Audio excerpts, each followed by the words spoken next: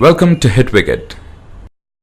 2013 has been quite a fantastic year for India. Of course, you need to exclude our loss to Pakistan and our clean slate loss to South Africa. And the person responsible for both the victories and the losses is our beloved Mahendra Singh Dhoni. Given the fact that come a year in 2015, we are going into Australia to defend the World Cup. The last time we got a chance to do that was in 1987. So, should India play safe by sticking with Mahendra Singh Dhoni, or is it time to blood the Bond captain in Virat Kohli? There were two ways of looking at it, and I believe you put it in both ways. I personally believe that Virat Kohli is an overrated captain.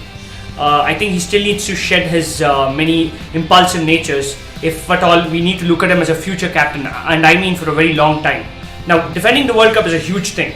A major credit of winning the 2011 World Cup needs to be given to Dhoni. Not just because he played that brilliant knock in the final, but also because he managed to blend together a fine unit of both experienced and talented youngsters. The side was a very well-knit one, and they gelled together brilliantly. Now, if you look at it, not all was hunky-dory within the Indian team in 2011. There was Harbhajan Singh and Srishant, with clearly a lot of bad blood still between them. It was Dhoni who acted as a coalescing agent within the team, and he led the team brilliantly. Now, from what we've seen of Kohli, both his on-field and off-field behaviour, and I'm pretty sure you do not need any introduction, I still think that he still needs to shed his impetuous nature. I personally do not have as much confidence in Kohli as clearly the whole of mass media does right now at this moment. So I personally think it would be much better to simply play it safe and have Dhoni leading the Indian team to the 2015 World Cup. Speaking of Virat's brash nature, do you remember going into South Africa, he had the audacity to challenge the South Africans, almost warning them that the great Indian team is coming down. I mean, that shows how rough he is as a player. Yes, I agree with you that he needs a lot of fine-tuning. But we've got a year ahead of us. There's a long list of matches that is coming up. We've got all the time and the perfect time to bring out that brilliant captain out of him. Reading between the lines, the one thing that I could clearly discern is that Kohli makes for really good television.